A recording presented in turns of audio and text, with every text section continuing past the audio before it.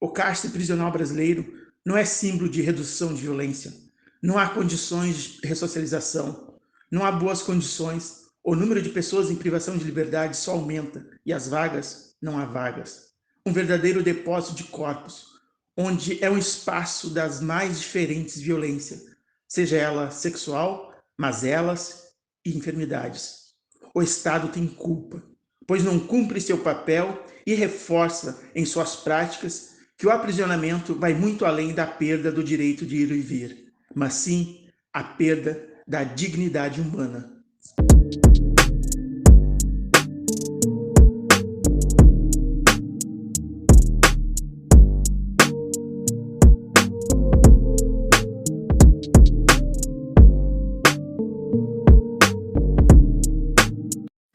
Legaliza essa porcaria, começa a vender lá na farmácia, na Araújo, na Farma, na droga, sei lá o quê, que eu quero ver os grandes empresários se matar igual os nossos estão se matando por um dinheiro que nem é deles. Porque eles vendem droga, morrem por causa da droga, são presos por causa da droga, mas nenhuma de nós tem o dinheiro da droga para pagar um advogado feio. Legaliza. Vai fumar quem quiser fumar, porque ninguém é obrigado a fazer nada, porque é proibido, já está todo mundo fumando. Esse é um ponto. Outro ponto que é muito questionado é o nenhuma vaga mais. Dona Tereza, que loucura é essa? O presídio está lotado, tem que construir mais presídio, esparramar essas cadeias. Meu marido está dormindo no chão, tem 1 ano, meu filho tem 2 anos que está preso, dormindo na beirada do boi. Quando cria uma vaga, cria 10 pessoas para ocupar aquela vaga. Sabe essa vaga que a gente quer que ela seja criada para um familiar nosso que está preso hoje? Ela vai servir para a nossa geração futura. O dinheiro de criar vaga de cadeia, ele tem que ser gasto na primeira infância. Ele tem que ser criado creche para quando a gente for trabalhar, o nosso filho não precisar ficar jogado por aí, nem a gente precisar tirar do bolso para pagar uma pessoa e não poder comprar um tênis para ele. Aí ele vê o cara do tráfico com um tênis legal, um tênis da moda, um tênis da hora, vou vender uma droguinha ali, que eu vou comprar um tênis, aí vou comprar um raio, aí vou comprar uma calça jeans, aí vou comprar um celular, aí vou parar no cárcere. Por isso que é nenhuma vaga mais. Nós não queremos que crie vaga em cadeia. A gente tem que lutar por isso, a gente tem que lutar por escola, por profissionalização dos nossos familiares. É isso que a gente precisa lutar. O quanto de navio negreiro tem as prisões e presídios brasileiros e por quê? É uma pergunta interessante e ela diz muito do que ocorre hoje, nesse momento, no Brasil. Nós tivemos agora a DPF 635, Ação de Descumprimento de Preceito Fundamental.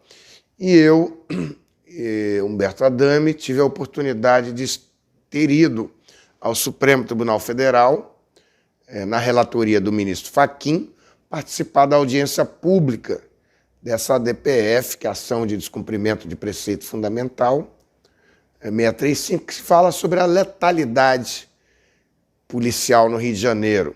É a conhecida ADPF das favelas, onde uma liminar impede que a polícia, pelo menos em tese, vá às favelas e outros lugares, outras comunidades, sem autorização legal. Por 2 dias, muita gente foi lá falar. E eu tive a oportunidade de ir como representante do Conselho Federal da OAB e do Instituto dos Advogados Brasileiros, na qualidade de presidente da Comissão Nacional da Verdade, da Escravidão Negra e do Conselho Federal e também da Comissão da Igualdade Racial do IAB. É exatamente a mesma situação. As prisões brasileiras remetem o tempo dos porões dos navios negreiros, sem que haja uma parcela da população brasileira que se incomode. Quando pensamos em encarceramento em massa no Brasil, nós deveríamos estar falando, em verdade, de encarceramento da massa negra brasileira.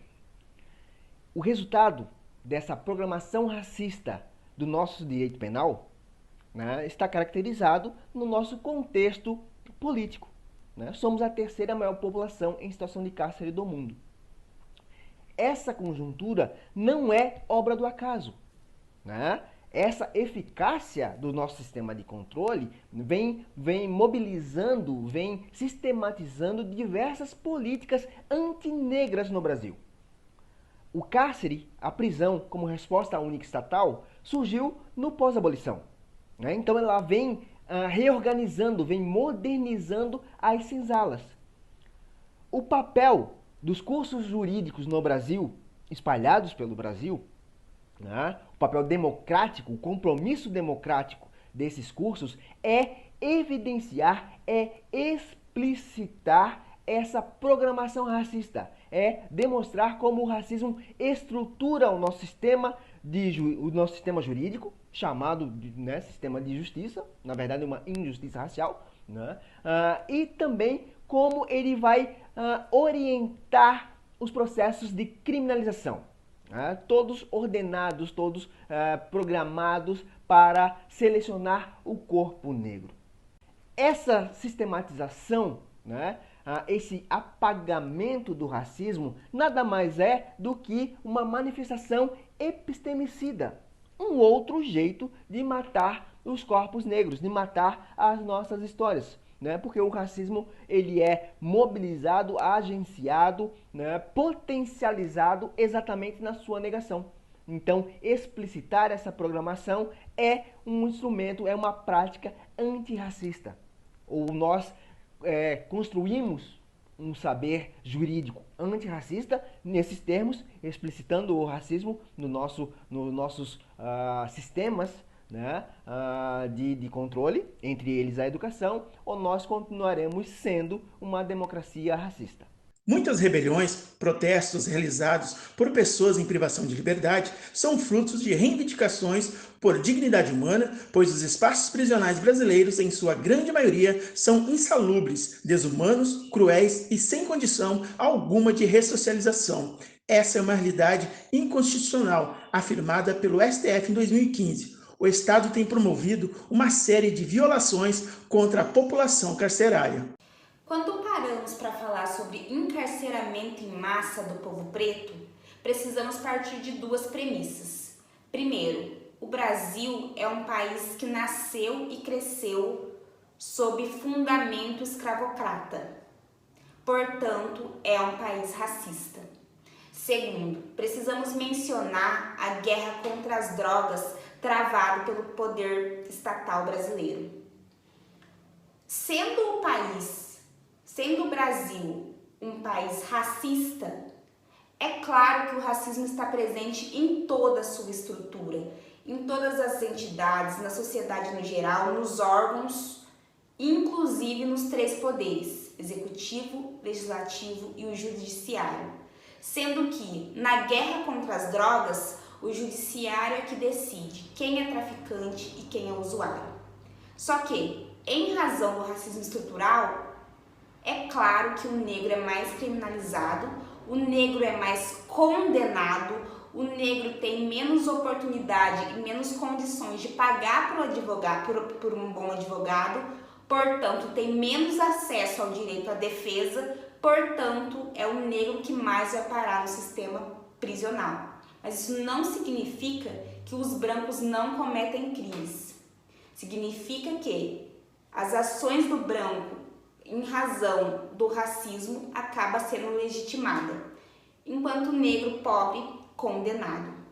E qual é a importância de um recorte racial dentro do poder judiciário contra o encarceramento em massa do povo preto? A importância é a mudança da estrutura. Nós só vamos conseguir mudar essa realidade quando o negro fizer parte da estrutura do país. quando o negro fizer parte dos órgãos governamentais, quando os negros ocuparem as cadeiras do legislativo, quando os negros ocuparem as cadeiras do judiciário. A gente só consegue mudar o sistema estando dentro dele. Agora, como que isso é efetivado? Através da educação. O povo preto precisa ter acesso, precisa ter interesse, precisa querer fazer parte dessa estrutura. O negro precisa querer ser advogado, professor, juiz, assistente social, psicólogo, prefeito, vereador, presidente, deputado, senador. Somente com o negro dentro da estrutura é que as coisas vão mudar. E o negro só vai ter esse acesso através da educação.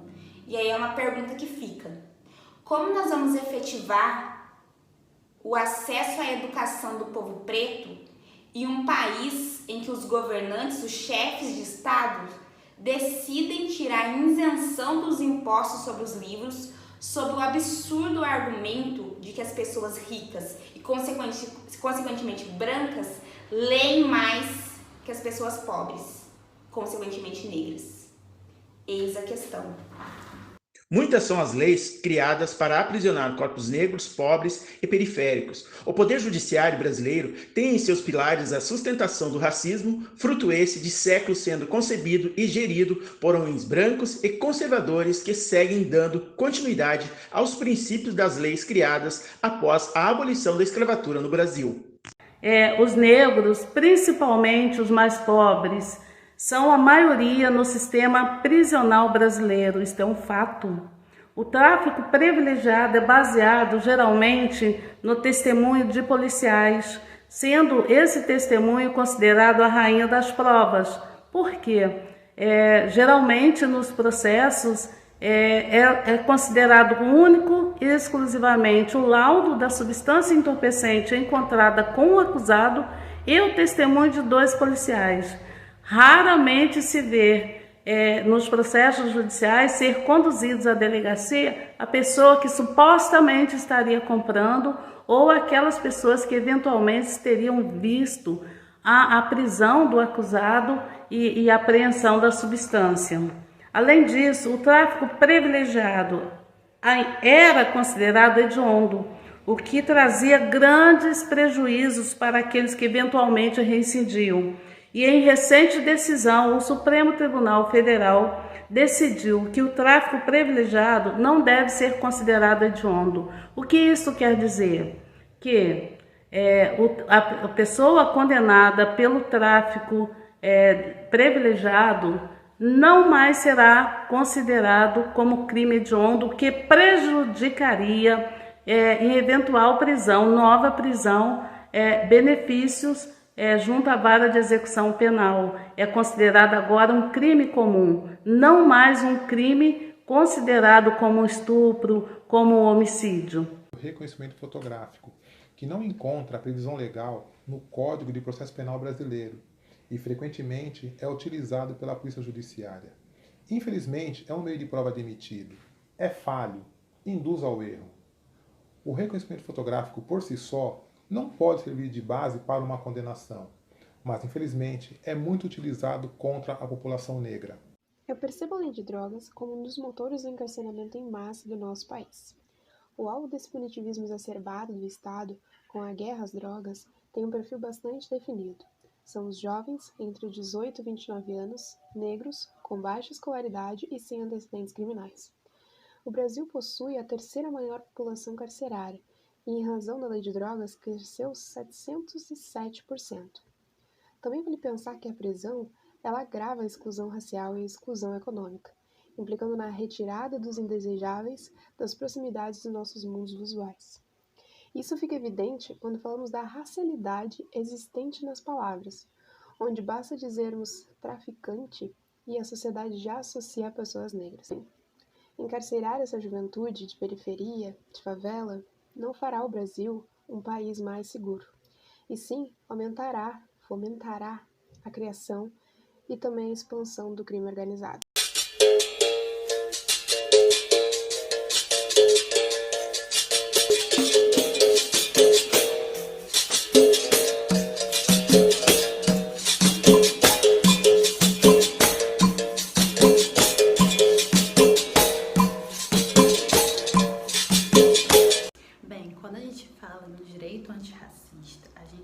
fala sobre a construção, né, a reconstrução de diversos significantes na nossa jurisdição, na nossa legislação, na nossa compreensão do que é direito, do que é o sujeito de direitos e do funcionamento das instituições jurídicas.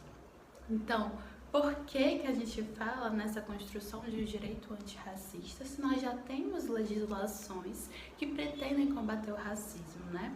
Porque a nossa legislação e as nossas instituições jurídicas, elas não partiram de um construto jurídico, né? De embasamentos, de estudos, de materiais sólidos, teóricos, que consideram o papel do negro na nossa sociedade atual, consideram o funcionamento do racismo no Brasil e que conseguem aprender essas simbologias que historicamente estiveram presentes na nossa legislação e como elas influenciaram o funcionamento e, de certa forma, também condicionaram o funcionamento dessas instituições.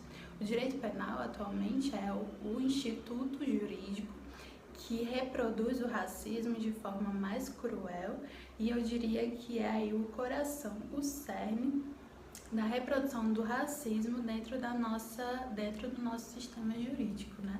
Do nosso sistema de justiça.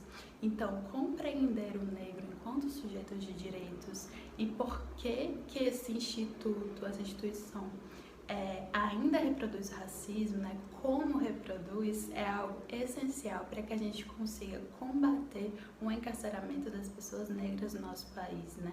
Porque isso é um efeito direto de uma lógica racista e excludente. E também falar da questão da violência contra as pessoas pretas, essa invisibilidade, ou os corpos pretos sendo sempre alvo de aprisionamento, alvo de violência no Brasil. Nós temos que lutar cada vez mais contra esses atos. É através da legislação, é através da conscientização, sobretudo da educação. Nós temos condição de quebrar essas esferas de estruturas de racismo existentes na nossa sociedade. Somos uma sociedade livre, justa e solidária, mas temos que fazer uma sociedade antirracista.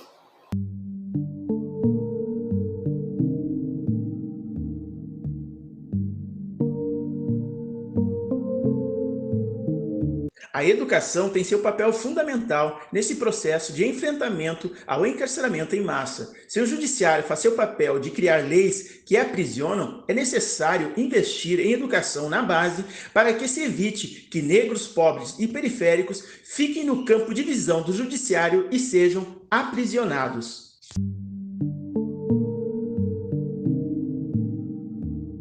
A educação antirracista, ela pressupõe o reconhecimento do racismo, em primeiro lugar.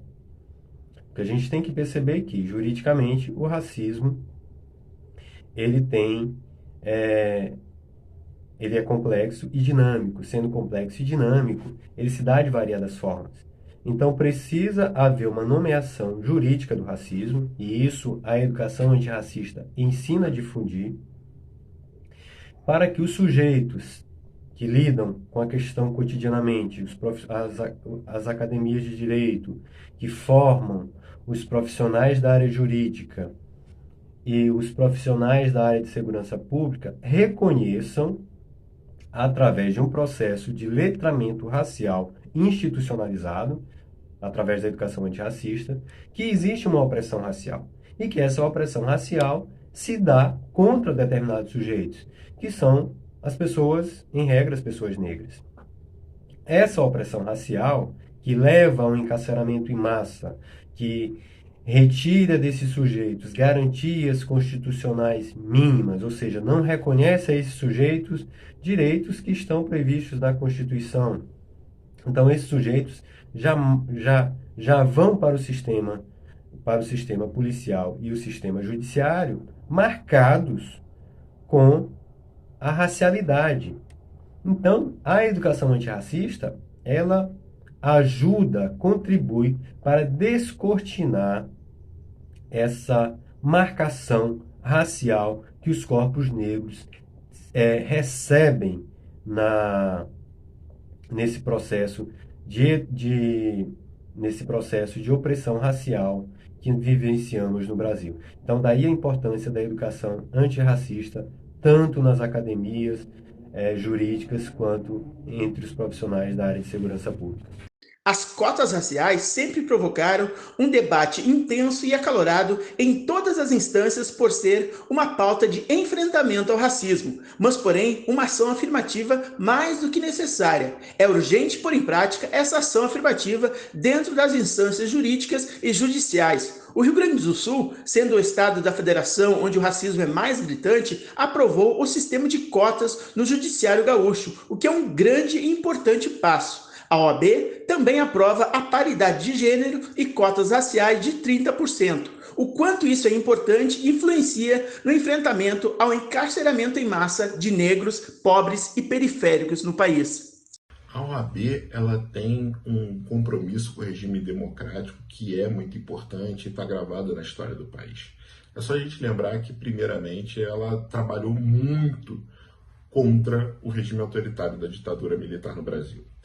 No segundo ponto, é só a gente lembrar também que o regime democrático ele não se trata mais de ser uma antítese da ditadura, mas sim agora também de ter inclusão dos povos vulneráveis que são alijados da tomada de decisão e dos espaços de poder.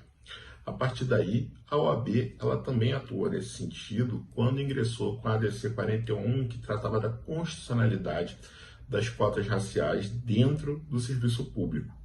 E nada mais óbvio do que trazer isso para dentro de si, né? E você atacar dois pontos especificamente.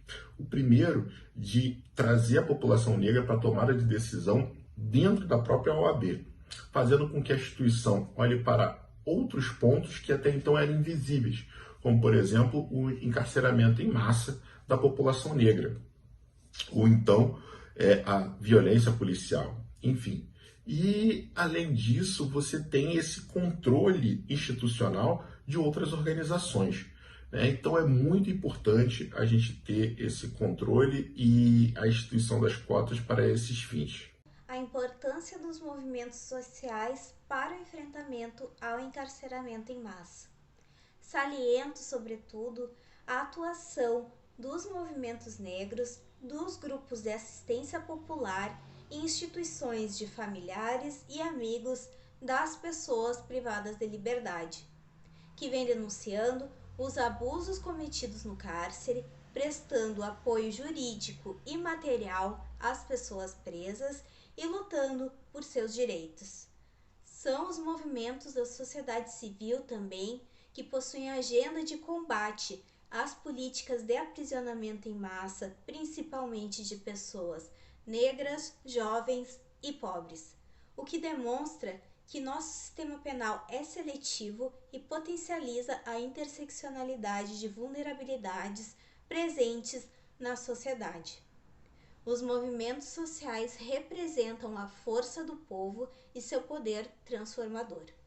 Eu vejo as cotas na OAB como um grande passo nas ações afirmativas, né, dentro da instituição, com a inserção da mulher negra, do homem negro, advogadas e advogados, podendo fazer parte efetiva da instituição, com direito a voto, com direito a poder, com direito a poder planejar e fazer projetos, e também com direito de estar fortalecendo cada vez mais a advocacia negra.